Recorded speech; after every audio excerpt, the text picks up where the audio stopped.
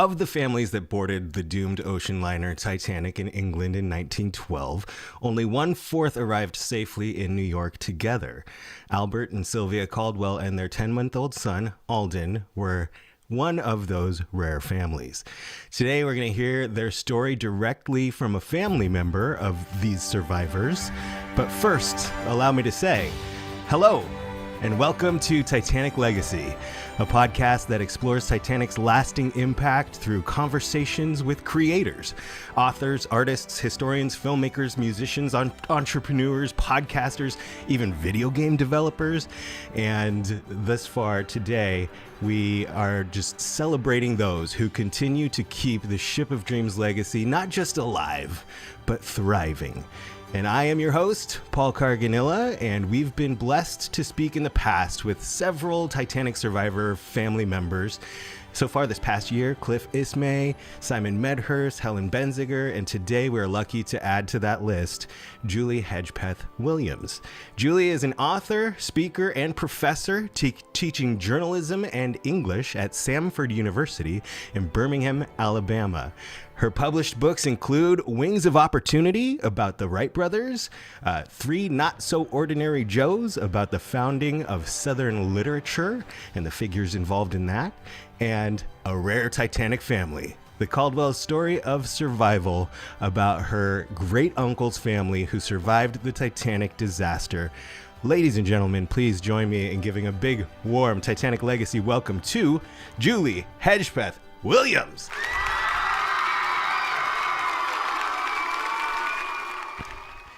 Hello, my dear. Thank you so much for joining us today. Oh, thank you. What fun to be here. And what a great cheer that was. And where in the world are you joining us from?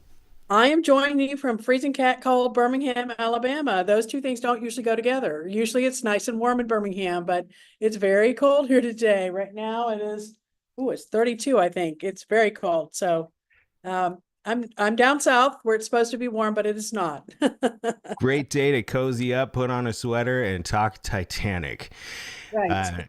Very cool. Well, I'm always just blessed and tickled to talk to authors whose books are in my collection. We met a couple years back at Titanic Con in Las Vegas, Titanic Conference 2023, I believe, and you're so sweet and so sweet to my family. And I just wanted to reach out and connect with you for this show because I started this show mid last year and I just love exploring and celebrating people who continue to keep Titanic's legacy alive. And a lot of times, obviously that's survivors' family members. And you are one of those. So glad to have you here and hear the story of your great uncle. When did you start hearing the stories? Well, I started hearing it from the time I was a little kid, and I knew that I had a relative on that ship. And I do remember a television show came on that I think was one of the early movies about the Titanic. And my mother turned to me very gravely and said, "Julie, you had a relative on that ship." And it scared me so much that I went into the next room and watched through the crack in the door between the rooms. But little did I know that this was my Uncle Al, as I called him. I knew Uncle Al my entire life, Albert Caldwell, but he was always Uncle Al to us. He was my mother's uncle, and he was very dear to us. He had been kind of a sort of a father figure to her. Her father died fairly young, and so he tried to make some things happen with her that a father might normally do with a teenager on up, because she was 14 when her father passed. So he would occasionally, do things with her that way. And so he was consequently kind of a grandfather to my two sisters and me. We didn't call him grandfather or anything like that, but we certainly were as close that way. And he was just somebody that we always had loved. And when I finally got old enough to figure out who he was, then my reaction to the whole Titanic story changed from one of scared and looking through the crack in the door at the movie to asking Uncle Al all about it. And he loved to tell about it. He was 26 at the time of the Titanic, and he lived to be 91. And it was my privilege to hear him tell the story over and over and over again, which he did. He traveled all over to tell it. He was very forthright. He was very easy. It was easy for him to talk about. It's something he liked doing.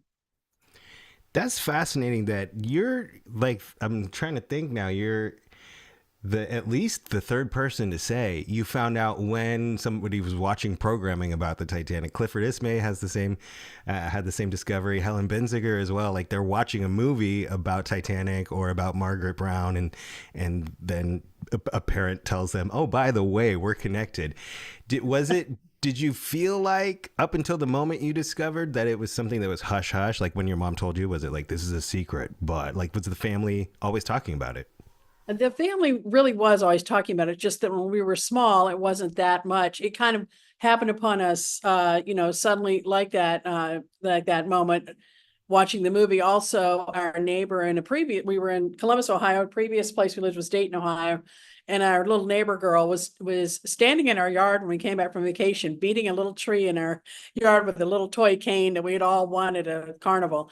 And she was singing, "It was sad when the great ship went down." And my mom again said, you had someone on that ship. And so I think I linked those two, and I didn't know who she talked about. I knew ships going down couldn't be good. But then when I figured out it was Uncle Al, in fact, I remember him telling me about it even before I was probably old enough to understand. It somehow came forth, and he started talking, and once I realized that it was Uncle Al, I was more anxious to hear about it than to be afraid of it. I was old enough and mature enough by then, I think. One of the most fascinating things is hearing all the stories about people who weren't necessarily supposed to be on the ship but ended up being on Titanic, and just the different ways that fate kind of brought people to her. And so can you tell us a little bit? I don't want to spoil, because I want everybody to head over to Amazon or your website and get this book, A Rare Titanic Family. But if we could get a little teaser, what led your family or your uncle and his wife and son to the ship? Okie dokie. Well, Uncle Al met his wife, Sylvia, who is not my aunt. They later divorced and he married my aunt. So, that there's that. But people will say she's my great aunt, and I go along with it. But anyway, he and Sylvia met in college at Park College in Parkville, Missouri. College sweethearts, got married almost right after graduation, a couple of months later, and then went that very day, the day of their wedding, to go across to Siam. We would call that Thailand today, where they were missionaries. And they taught at a Presbyterian boys' school. It is still there. It's called Bangkok Christian College, which is a name that was adopted while they were there, but it's not a college. It's sort of what we would call a K-12 school. Okay. And they taught there for several years, and they were supposed to be there. Let's see, they arrived in 1909, and they supposedly had a 7-year hitch before they had a furlough to go home. And technically, they were supposed to be in Siam for the rest of their lives. Now, I have noticed that most of the missionaries all over the world washed out after their furlough. They were there 7 years, and then they decided to change jobs. But they were going to come home early. Alden had been born in 1911, and Sylvia had had a difficult pregnancy, and there was just as Uncle Al would say, the climate did not agree with my wife's health.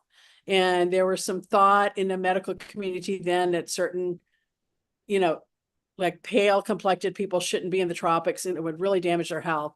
And she was diagnosed with something called neurasthenia, which we haven't heard of today, but it was very seriously considered at the time. People were diagnosed with it.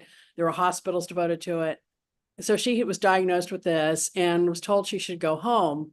And so they applied to go home. And at first they were blocked by their boss, who probably, I mean, I don't know this, but probably thought, well, so a young girl, really, she was in her early 20s, had a heart pregnancy. What else is new? He probably thought, well, she just was overreacting to difficulties of being pregnant for halfway around the world from her mother and not knowing, what was typical. But we actually, her her grandson actually found a diary of one of their friends in the mission who recorded in her diary how sick Sylvia was over and over again. And I have to say, if I had been that sick when I was pregnant, I would have freaked out too. So whether modern medicine could have made a difference on that, I don't know. But it really, I don't blame her for being horrified. But anyway, so they finally, after much petitioning, were allowed to go home. And Can I pause you right there with a question?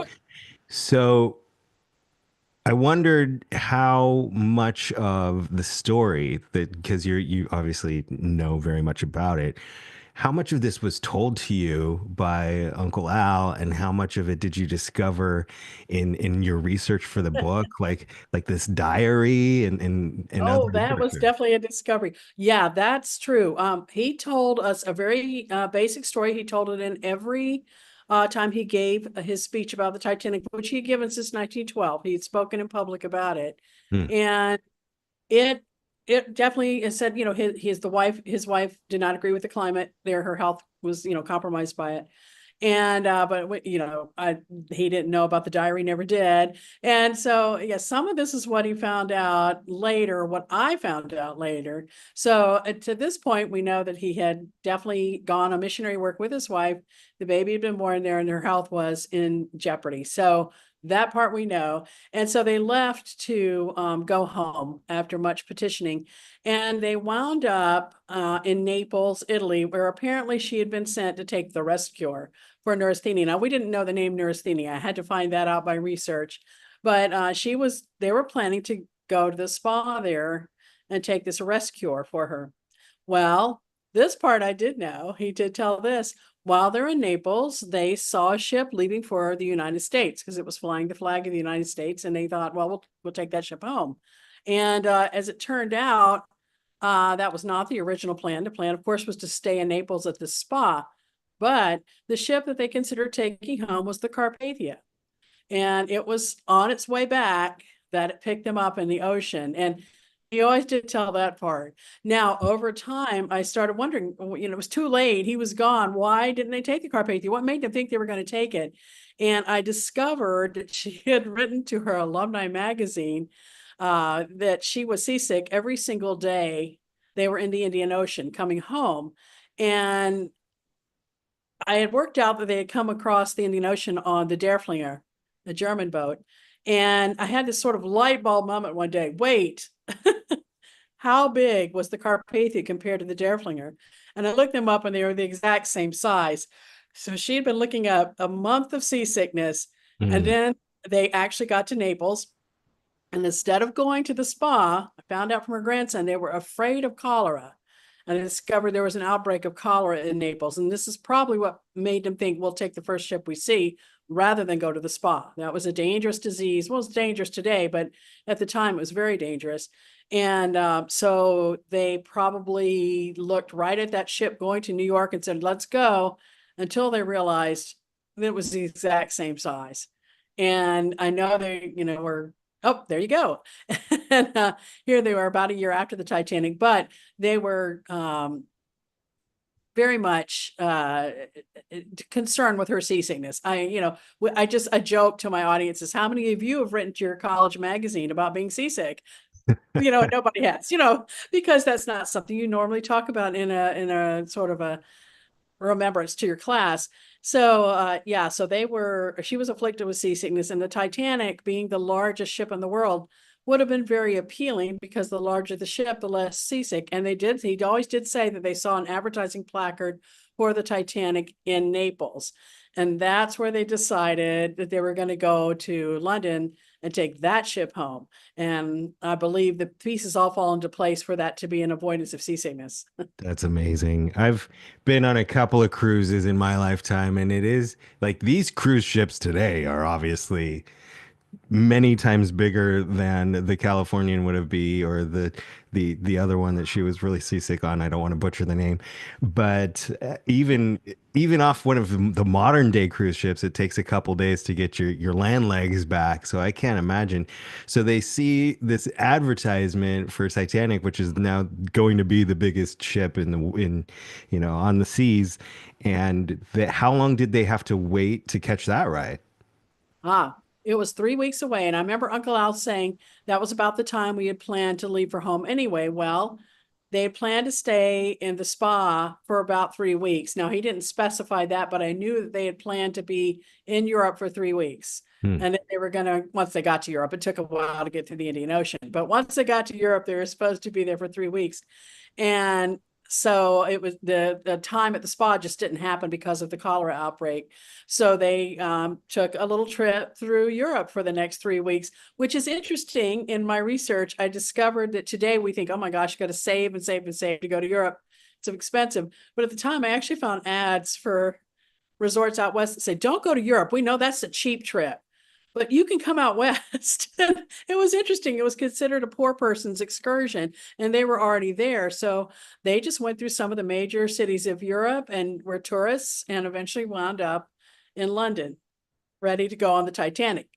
Now, that wasn't smooth either. They checked into the hotel that they were staying at, and they went to the White Star Line to get reservations on the Titanic to get a ticket in second class. And they were traveling on the credit of the Presbyterian Church. And I assume that you couldn't just go buy a ticket from an agent. You had to go specifically into the office to Hmm. secure the passage on this credit. It was like traveling with a credit card, but they didn't have credit cards then. You had probably some kind of letter of introduction. But I was gonna say anyway, they couldn't just book it on the company credit card online in the palm of their hand. no, They had to go not in. then. So they went in, and I could still see Uncle Al saying it. He asked for the second class passage, and the clerk said, "Sorry, sold out." And he always said, I must have looked like a very disappointed boy. That was always the line he used, because the clerk said, "Oh, sir, every day there's a cancellation. If you come in tomorrow, you can have the first cancellation that comes in." Hmm. So he got up early the next day and went into the White Star. And he said he stayed all morning and kind of nervous and sweaty that they get this ticket on the Titanic. And I think he'd even resolved that they would spend some of their own money if they had to go up to first class. They were going to go second class because they were professionals, and the church would pay for their professional, the teachers could travel second class. But he was kind of considering going to any other class if he had to, just to get on the Titanic. Not because it was unsinkable, not because it was new, but because Sylvia was so seasick in the end. That was their motivation. But about noon, a call came in. It's the early days of telephone. And a call came in with a cancellation in second class. And so the Caldwells got it. And they thought they were the luckiest people in the world. They were going home on the Titanic. Amazing. And when you think of, I remember you telling the tale of, and I don't want to jump ahead, but they're on the train headed over there, and they heard one of the most famous quotes about how unsinkable the ship actually is. Like in their own ears, they heard this. Yeah, because they had not heard about the unsinkable part. That was just not even a thought to them. They just wanted this big ship so that Sylvia was not seasick. And by the way, that did work. She was not seasick. The only time they circumnavigated the globe during this years, going to Siam and back, and she was not seasick. Wow. But the Titanic. But they got on the boat train from London on April 10th. And along with, by the way, their landlord, who was a member of parliament, who owned their hotel. And I've worked out that he must be the one who took their photograph. And I'm wearing it around my neck, but he took their picture. See if I can, it's on the cover of my book, but I have the actual picture. You can see how small it is. Oh, there we go, holding it the right way. And he took their photograph on deck, which we found after Uncle Al passed. It was in his scrapbook, and we were shocked. We're like, oh my goodness. So that was a big find for us, and we were real thrilled. And And yeah, there it you is. can tell that's Titanic. It wouldn't be another ship that they were on. Right. Well, when we found it, we thought, is this them on the Titanic? There was no context around it. There were no other travel pictures in their book at that point. But of course, his camera would have gone down with the ship, wouldn't it? And and it was not his camera that took this. But so we started doing all this research. Are the fashions from 1912? Yes, they were. Was Sailing Day cloudy like that? Yes, it was. You could find other photographs of Sailing Day. And also, if it was the Caldwells, which are very hard to recognize because the photography was very poor, was it really them? Well, if it had been 2 years later, they would have had another baby there, their second son. So it had to be in the narrow window between when Alden was born and their second son was born. Hmm. And so ultimately, we found a really detailed model in a toy store, and we found this exact spot, which is pretty exciting. And then we were able to identify Uncle Al by the way he's holding his finger. It's kind of like the spot greeting is only this way. And my dad said that's always how he held his finger. I always thought, notice how he's holding the baby. He goes, I always thought he must have broken his finger as a child and it wasn't set properly. And so we then sent the picture. Ultimately, I sent the picture to Walter Lord, the famous Titanic author. And he said, oh my gosh, this is definitely the Titanic. He said, definitely identifiable by the two ships behind it. He said, where did this come from? And I Wow. said, we're that surprised too. But anyway, so they heard on the boat train that the Titanic was unsinkable. That was the newest, largest, most luxurious, and unsinkable.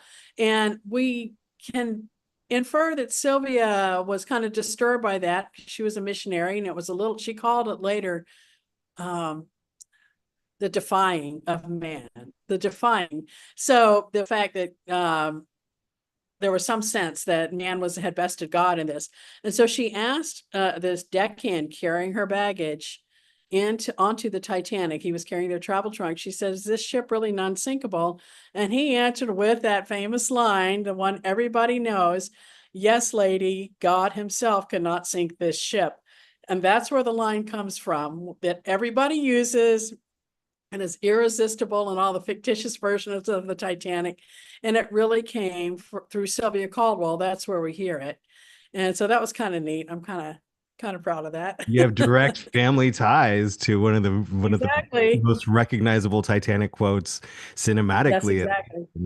and in many books. I think Walter Lloyd Lord even mentions it in A Night to Oh Remember. yeah, and he found it. He put out a word in all the newspapers, and I don't know exactly how he picked the newspapers, but in 1954, say if you're a Titanic survivor, write me what you know. And she wrote that to him. She wrote the whole thing, and it was a very string of consciousness.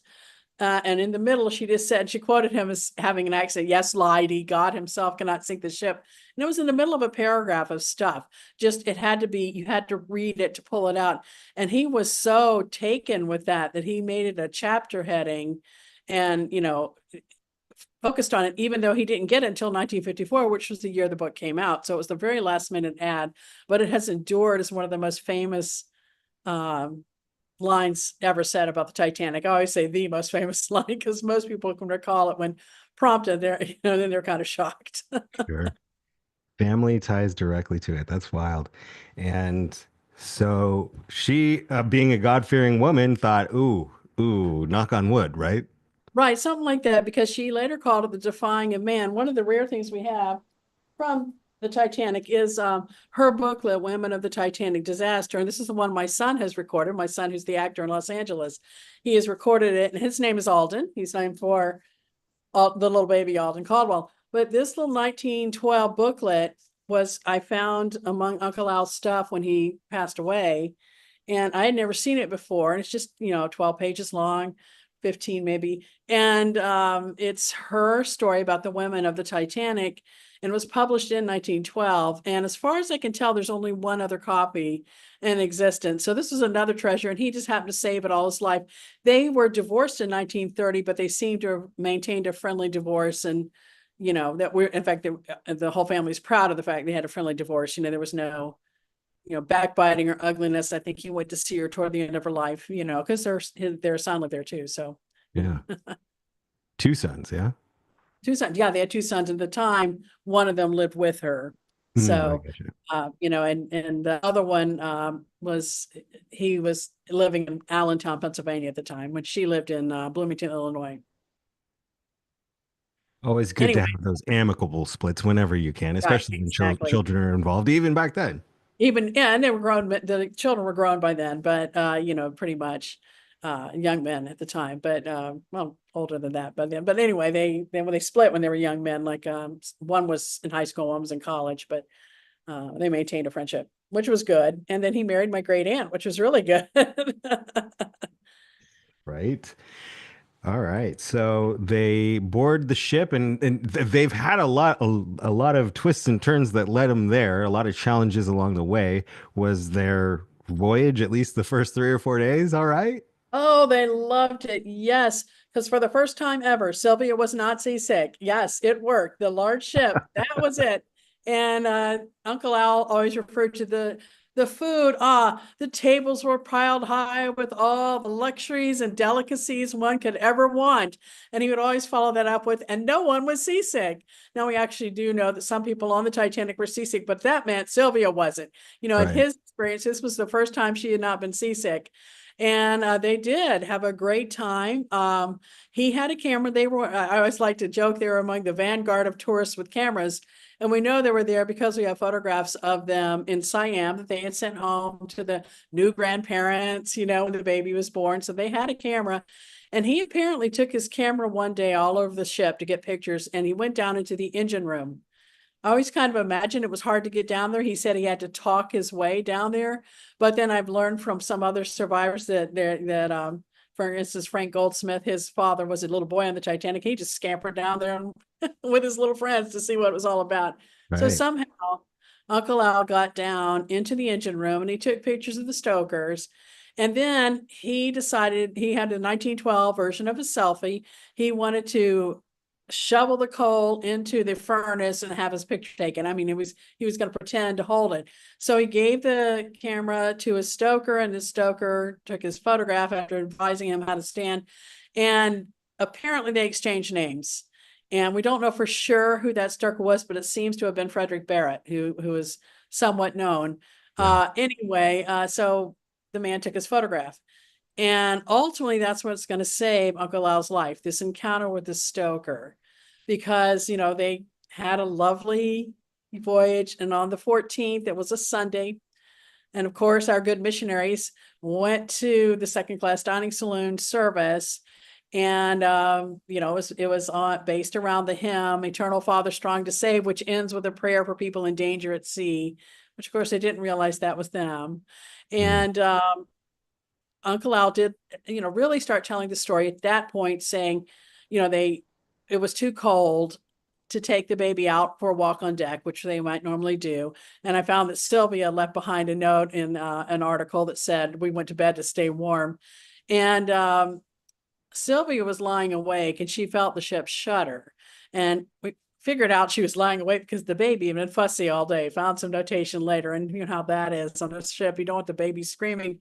So she was sharing the bunk with the baby, her bunk with the baby, and he had been fussy. So she felt the ship shudder and she had to wake up Uncle Al.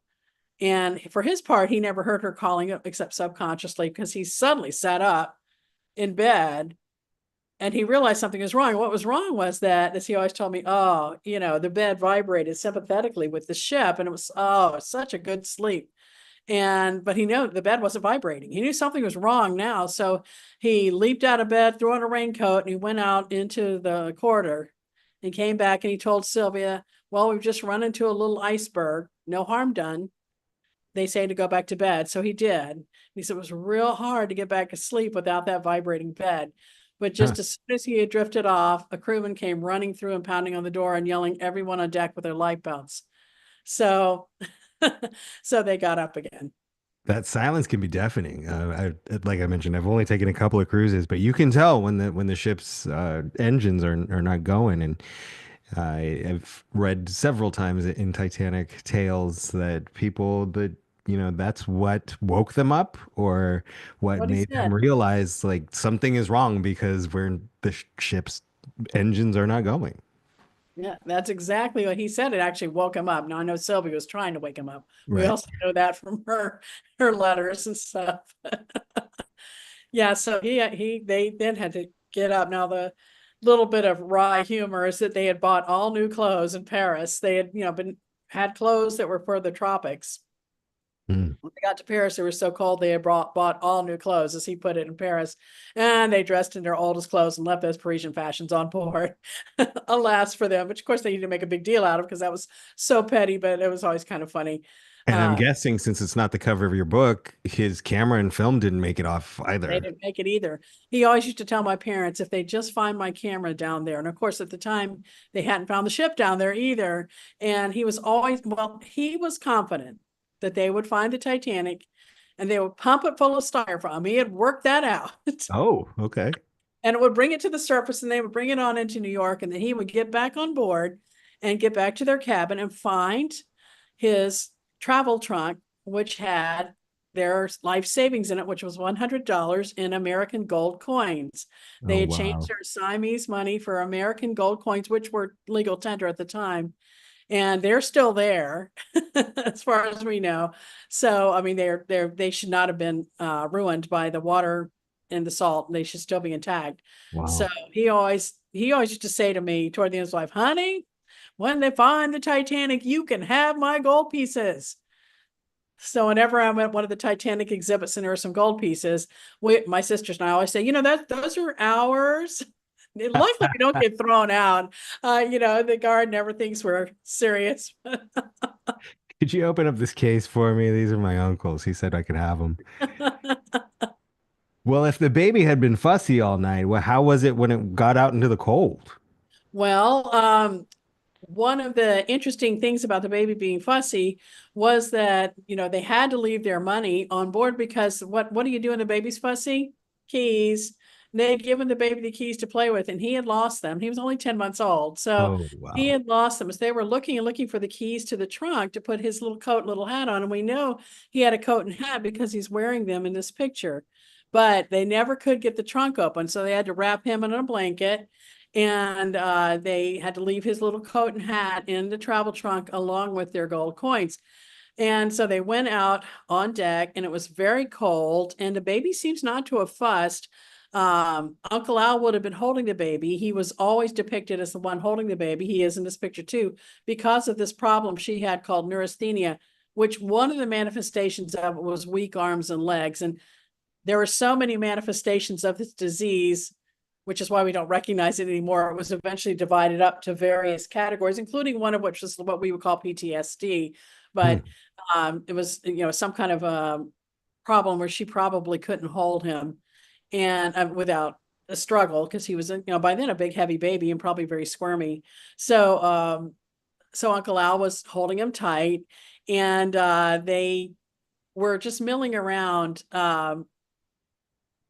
assuming there was no danger because everybody knew the ship wasn't sinkable, Sure. and the thought of putting a woman off in a lifeboat to hold a baby that she couldn't hold anyway, and then maybe having to row, was just off-putting. So we often marvel why the women didn't want to get off. And here she was with a struggle with her limbs, especially her arms, and having to hold a baby. And then they're picturing women having to row, and this was just not even a possibility for Mhm. somebody in that condition. Anyway, so he at some point went back to their cabin to get another blanket for the baby, probably looked for that key one more time for his coat and hat, and came back with a blanket, but with good news. And I could still see him saying this at a speech he gave.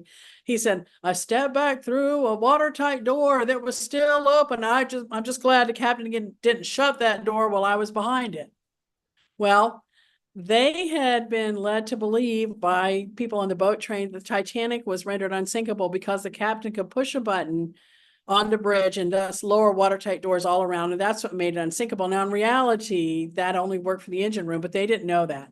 Right. So they were convinced by having to go get another blanket for the baby that the captain didn't think enough of the danger to push the button. Or that could have been the captain knew, of course, it didn't even work. That button would not have turned, it wasn't automatic at that point, but it could have been interpreted the other way. There was no hope, so the captain didn't push the button. But anyway, they were convinced at that point that there was no need to get off. But while they were milling around, waiting for the all clear, which they thought would come, an officer came up and noticed the baby was in the blanket, was very cold. And he said, why don't you and some others around, and got everybody in that general vicinity, go down a couple of flights of stairs to an enclosed deck, and an officer will come and open a gangway door. But in the meantime, you can wait outside of the wind, and you'll be away from the wind. And that appealed to them with that baby. So they, and everybody else but Lawrence Beasley, he was there too. He did not go down. Mhm. But they went down to this enclosed deck, and there they chatted among themselves, and they particularly got to know Hilda Slater, who would be important later. She was another survivor. But anyway, they at some point became, slightly friendly with Hilda Slater. So at this point, after a certain amount of time passed, somebody said, well, the officer hasn't come, we have to go back. So they they opened the door and came back up the stairs. Actually, it's a mirror image of the stairs that are behind the gate here. There's a stairway that you can tell is in that picture. And they came up that stairway. And at the top, according to Hilda's diary, the sailor picked Alden up out of his daddy's arms and said, "No more men at this point, sir." And Miss Slater apparently said to him, "Can't this gentleman go to carry his own child? There are no other women behind me." Now, Uncle Al never told that, but that apparently was Al and Alden. And so the sailor looked, probably a teenage, steward. But anyway, he looked at the officer who had bid him go down to start with, and the officer nodded. So he put Alden back in his daddy's arms. And that was really the only trouble they had. That was the only point where Uncle Al was blocked. Now, they were on the side of the ship where men were allowed off, and which is one of the great myths of the Titanic, because on that particular side, men were allowed in lifeboats. But anyway, then they went to a staircase to get up to the boats, which was meant for the public, but it was blocked by a door that wouldn't open. So they actually climbed a crew ladder made against from one deck to another on the side of the ship. And they got up to the boats that way. And just at the time they arrived to the top, and that was a very difficult thing, Uncle Al apparently had to climb holding Alden in one hand.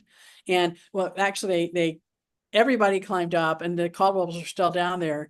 And an officer walked by above and looked down and called out to Sylvia, "My God, here's another woman. You must climb up at once." And apparently the gist was she said, "I cannot climb. I have the neurasthenia," or something like that, because he understood at that point that she was weak. And Right. so they threw down a rope ladder and had her sit on the bottom rung. And then the strong sailors, pulled her up with muscle power. Then Uncle Al climbed up using just one hand, holding the baby with the other. Now, he was very athletic, but I can't imagine, but that was impressive to this officer. So by the time he got all the way to the top, at the same point, there came stokers from down below. And they were easily recognizable by, first of all, they had short uniforms, so freezing cold, but also they were covered in coal dust. And then one of them knew Uncle Al. He called him out and he said, "Mr. Caldwell," and he locked eyes with him and he said, "If you value your life, get off this ship. Hmm. I've been below and the hold is filling up with water, and this ship will go down." And at that point, that's when the Caldwells realized, hey, this is not just a precaution. This is really serious. And so he actually argued briefly with the stokers. He said, "Well, I thought the ship was unsinkable." And another stoker heroically intervened. And he said, "Well, let's say you get off the big ship now. If she's still here in the morning, you can get back on." And suddenly that came very clear to him that that was the right answer. So Lifeboat 13 was passing by their deck just at that moment. And so the stoker stopped it and the Caldwells followed and got in. And Sylvia stepped in and she reported in one 1920s interview that she could not get a seat because a corpulent gentleman was taking up the entire seat and would not give way. So she was reaching over while standing up to take hold of this baby just after she couldn't climb the ladder, and it had given probably the name of her condition. And at that moment, the same officer came up and he said to Uncle Al, "Sir, you better get on board the lifeboat and hold the baby." Now, there were already men on the lifeboat. This was not some big rule-breaking thing. But Uncle Al therefore got on, and he and Alden were, he was the last one on. They put Alden in. The steward standing by passed Alden actually to somebody else, to Hilda Slater, while he got on, and ultimately Hilda Slater wound up holding him during the night.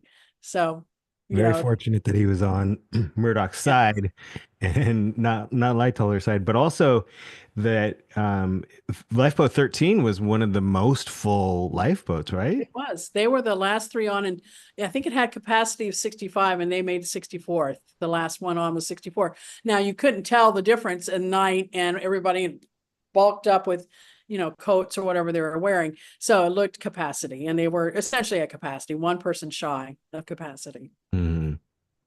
I know that in a lot of the accounts, people, they knew that it could hold more, but it couldn't be lowered with that many people, or they felt like it was just very dangerous to lower it with that many people. So I'm shocked that they had it basically at capacity.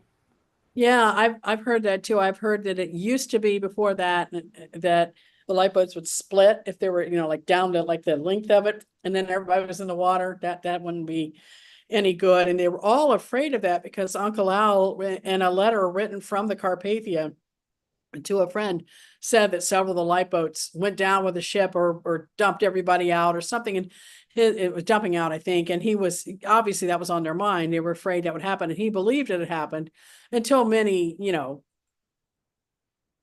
clarifications later when they found out that indeed all the boats had gotten away except for the two that were floated off the collapsibles. And that may have been what he was hearing and put in his mind as they turned over, but they were just launched by the waves, turning in upside down position or whatever.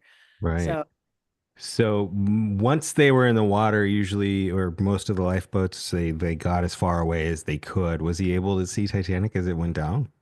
yes, they were. And they were in the lifeboat that did not go down smoothly on its pulleys. It went forward and back and forward and back. And Sylvie said the only advantage was that this threw her into the seat beside the corpulent gentleman. And he had to give her a seat. But it was very, scary. And people were screaming. And then when they landed in the water, and the boat landed in the water, it was in front of a pump throwing water out of the Titanic. I think it was a regular condenser pump, but they and Sylvia said we were all drenched. It was a miracle we didn't so much as catch cold. So the men untied the oars and to propel it out of the way of this water, and that put them directly under 15 coming down above. And no matter, all they had to do was pull a lever that would release them from the side of the ship. But Uncle Al always said that lever was gummed up with shiny red paint. And I remember when I was 12, I was so embarrassed because it had never occurred to me that the Titanic was in color. When I was a little kid, the only photographs we had were in black and white. And yeah, Right. no, it was in color. Had red trim. Anyway, that was kind of embarrassing to me and very funny looking back on it. But anyway, they worked and worked on this lever while the other boat was coming down on top of them. The women were screaming, "Stop that boat!" And finally, the men gave up, jumped up in the seat, pounded on number 15 until they understood, stopped lowering. And someone on 15, Sylvia said, threw a knife down to 13, and that same stoker used it to cut them free. So I think the other stokers found knives too somehow, but they rowed away, and they've been told to row half a mile away, and that's what they did. How they judged a half a mile, I don't know.